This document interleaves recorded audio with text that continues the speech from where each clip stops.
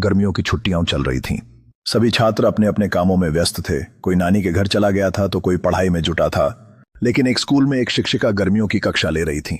हिंदी की अध्यापिका सुनीता मैम अपने छात्रों को मुहावरों का पाठ पढ़ा रही थीं। उन्होंने बोर्ड पर लिखा धोबी का कुत्ता, न घर का न घाट का। कक्षा में कुछ बच्चों ने इसका मतलब बताया, लेकिन कोई सटीक उत्तर नहीं दे पाया। एक छात्र ने पूछा, मैम इसका मतलब क्या हुआ? धोबी का कुत्ता आखिर किसका नहीं होता? मैम मुस्कुराई और बोली, चलो आज मैं तुम्हें इसका अर्थ एक कहानी के माध्यम से समझाती हूँ। ध्यान से सुनो। कई साल पहले की बात है। सज्जनपुर नामक एक छोटे से नगर में राजू नाम का एक लड़का रहता था। वह दिखने में सामान्य लेकिन बहुत होशियार और चुस्त था। सबसे बड़ी बात, वह क्रिकेट बहुत अच्छा खेलता था। राजू के खेल में इतनी प्रतिभा थी कि लोग कहते अगर ये ठीक से अभ्यास करे तो एक दिन भारत की राष्ट्रीय क्रिकेट टीम में जरूर जाएगा।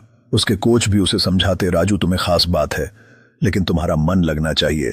मगर राजू की एक बुरी आदत थी, दूसरों के काम में टांग अड़ाना और खुद अपने काम से भटक जाना।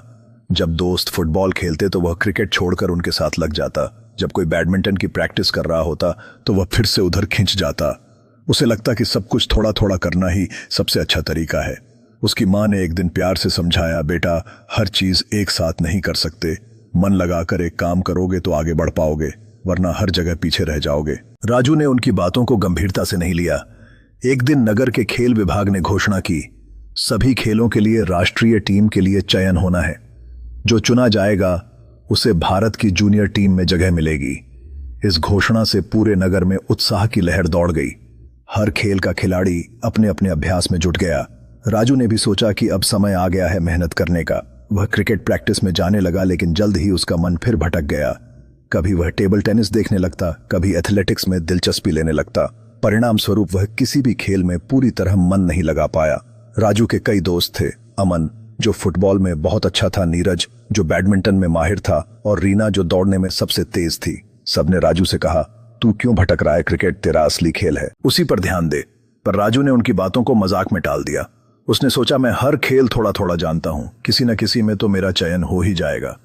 लेकिन उसे यह समझ नहीं आया कि हर खेल में थोड़ी जानकारी रखने से कोई खिलाड़ी नहीं बनता। खिलाड़ी वह होता है जो एक खेल में माहिर हो। 2 दिन बाद चयन का दिन आया। सुबह से ही मैदान गुलजार था। हर खिलाड़ी पूरी तैयारी में था। अपने खेल में सभी अपनी कला दिखा रहे थे।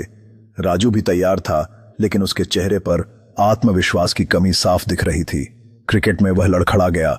गेंदें खेलते हुए उसकी पकड़ डगमगा गई। कैच छूटे, रन नहीं बने।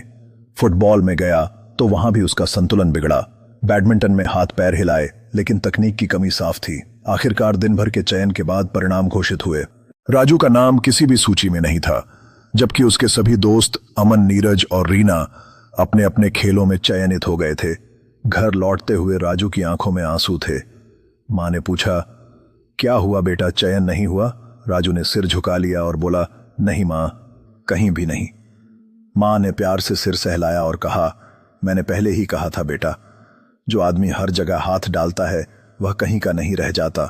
तू आज वही बना है, धोबी का कुत्ता, न घर का न घाट का। राजू को मां की बातें अब बहुत गहरी लग रही थीं। उसे समझ आ गया था कि उसकी चंचलता और फोकस की कमी ने उसका सपना तोड़ दिया। उस रात राजू ने फैसला किया। उसने खुद से वादा किया कि अब वह सिर्फ एक ही लक्ष्य पर ध्यान देगा, क्रिकेट।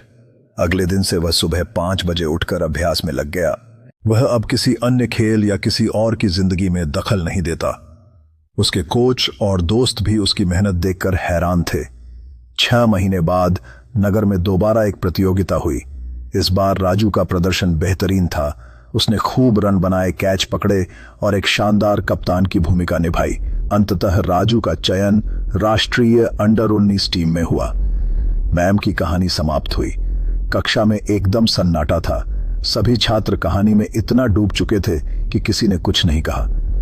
थोड़ी देर बाद वही छात्र जिसने पहले सवाल किया था बोला, मैम अब समझ आया, अगर हम फोकस नहीं करेंगे तो धोबी के कुत्ते बन जाएंगे, न पढ़ाई के रहेंगे न खेल के।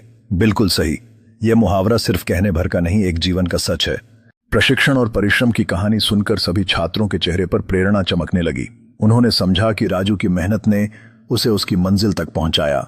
शिक्षक ने कहा, कभी कभी हमें अपने लक्ष्यों की प्राप्ति के लिए बहुत से बलिदान देने पड़ते हैं, लेकिन यह सब कुछ हासिल करने का तरीका है।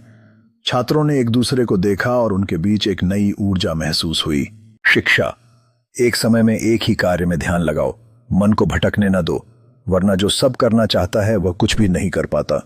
मुहावरा धोबी का कुत्ता, न घर का न घाट का। अर्थ, ऐसा व्यक्ति जो दो तरफा चलने की कोशिश करता है पर किसी भी तरफ सफल नहीं हो पाता। अगर आपको हमारा वीडियो पसंद आया है तो एक प्यारा सा कमेंट करें, कृपया लाइक और सब्सक्राइब जरूर करें। आपकी प्रतिक्रिया और समर्थन से हमें और भी बेहतर कंटेंट बनाने में मदद मिलेगी। और जो भी दोस्त इस तरह की कहानी सुनना पसंद करते हैं उसको ये वीडियो शेयर जरूर करें। ये वीडियो जरूर उपयोगी हो सकता है। उन्हें शेयर करना एक अच्छा विचार है।